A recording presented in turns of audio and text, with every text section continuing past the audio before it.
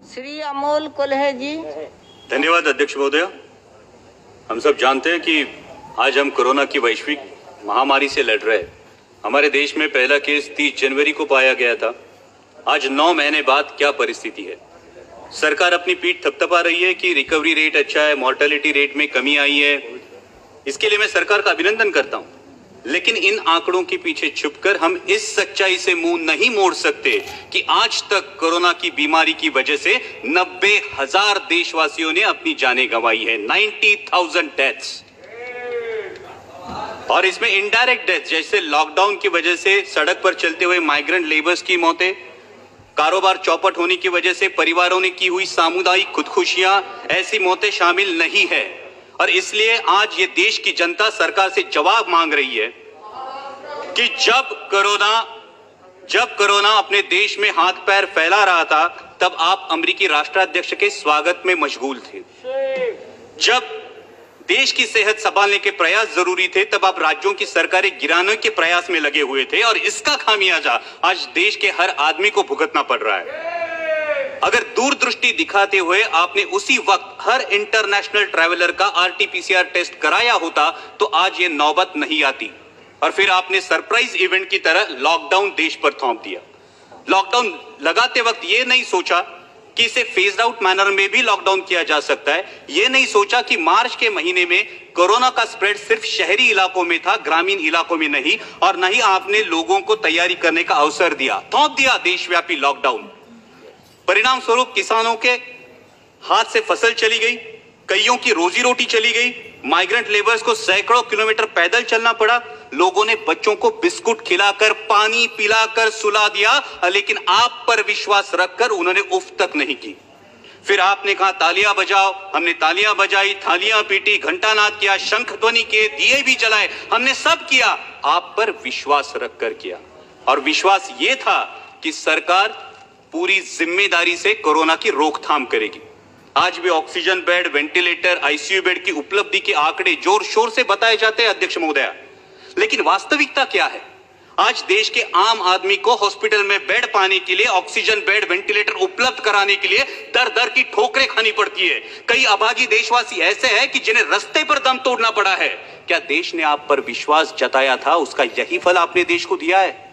आज 9 महीने बाद भी सर्वशक्तिशाली सरकार देशवासियों के दिलों से इस दहशत को उखाड़ फेंक नहीं पाई, जिनकी उनके दिल में इनसिक्योरिटी है, अपनी जान को लेकर, अपनी सेहत को लेकर, अपने काम को लेकर, अपने भविष्य को लेकर। तो क्या यह हमारी विफलता नहीं है?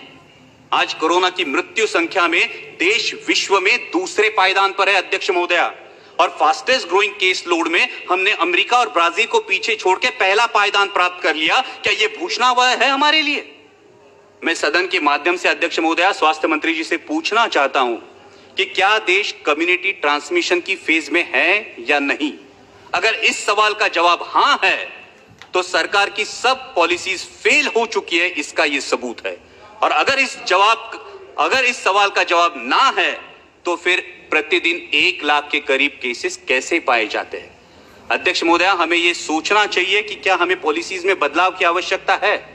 अब तक हम individual case identification, contact tracing और क्वारंटाइन के बजाय अब हम जियोग्राफिकल स्प्रेड ट्रैकिंग और उस एरिया में पर्याप्त आरोग्य सुविधा डिप्लॉय करने के बारे में क्या हमें सोचना चाहिए?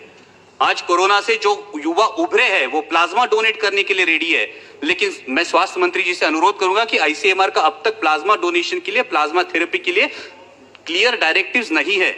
वही बात सलाइवरी टेस्टिंग की है, और वही बात औषधों के दरों की है। आज फैबीफ्लू ले लीजिए, आज रेमडेसिविर ले लीजिए, आम आदमी के जेब के पहुंच से ये दवाइयां आज भी बाहर है, इस पे विचार होना चाहिए।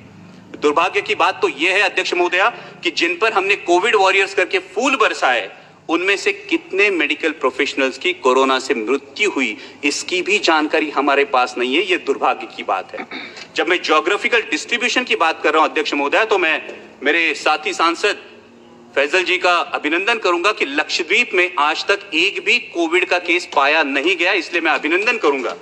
लेकिन उसी के साथ जब हम ज्योग्राफिकल डिस्ट्रीब्यूशन की बात करते हैं, तो कोविड से सबसे बाधित राज्य मेरा राज्य है महाराष्ट्र। आज महाराष्ट्र में 22% केसेस है और 37% डेथ्स है। अध्यक्ष महोदय, मैंने अभी शुरू किया है, अभी मैं करेक्टिव मेजर्स पे आ रहा हूं। अध्यक्ष महोदय 2 मिनट दीजिए, सिर्फ 5 मिनट। सिर्फ 2 मिनट दीजिए। और जैसा सांसद अरविंद जी सावंत ने कहा, उस प्रकार से महाराष्ट्र सरकार पूरी तरीके से कोशिश कर रही है, आदरणीय शरद पवार जी के मार्गदर्शन में कर रही है। हमारे स्वास्थ्य मंत्री राजेश जी टोपे आए दिन फील्ड पर है, लेकिन WHO के अनुमान के अनुसार नवंबर दिसंबर में हालात और बिगड़ सकते हैं अध्यक्ष महोदया। और ऐसे में भारत सरकार ने 1 सितंबर से महाराष्ट्र सरकार की ventilators, PPE kits, testing kits, N95 mask, ये मदद पूरी तरह से रोक दी है। हमारे मराठी में कहावत है अध्यक्ष महोदया, आई जेऊ घाली ना आणि बाप भीक मागू देना। ऐसा बर्ताव केंद्र की सरकार महाराष्ट्र सरकार से साथ कर रही है। क्या महाराष्ट्र के रहवासी देशवासी नहीं है? क्या महाराष्ट्र के रहवासियों के प्रति केंद्र सरकार का कोई उत्तरदायित्व नहीं है? मैं इस सदन के माध्यम से मांग करता हूं कि अविलंब महाराष्ट्र सरकार को टेस्टिंग किट्स और अदर कंज्यूमेबल्स की मदद मुहैया की जाए और उसी के साथ अनइंटरप्टेड ऑक्सीजन सप्लाई के लिए महाराष्ट्र में ऑक्सीजन मैन्युफैक्चरिंग मेगा यूनिट के निर्माण के बारे में सोचा जाए। अध्यक्ष महोदय, जब हम कोविड की लड़ाई में रिसोर्सेज की बात करते हैं, उतना ही अहम है स्किल्ड मैन पावर। जैसे कि आरोग्य मंत्री, मैडम ये बहुत अहम मुद्दा है, देश के लिए बहुत अहम मुद्दा है कि जैसा कि आरोग्य मंत्री जी ने बताया, कोरोना का वैक्सीन आने में कुछ समय लगेगा। मालूम। तो इसके लिए हमें सिर्फ 2 मुद्दे, इसके लिए हमें स्किल्ड मैन पावर की जरूरत पड़ने वाली है और इसीलिए जो नेशनल हेल्थ मिशन के रेट्स है, उन रेट्स में आसानी से स्किल्ड मैन पावर उपलब्ध नहीं हो सकती। इसलिए नेशनल हेल्थ मिशन के रेट्स को रिवाइज किया जाए ताकि और ज्यादा स्किल्ड मैन पावर इस कोरोना की लड़ाई में इन्फ्यूज की जा सके और उसी के साथ बहुत बहुत धन्यवाद MCI के माध्यम से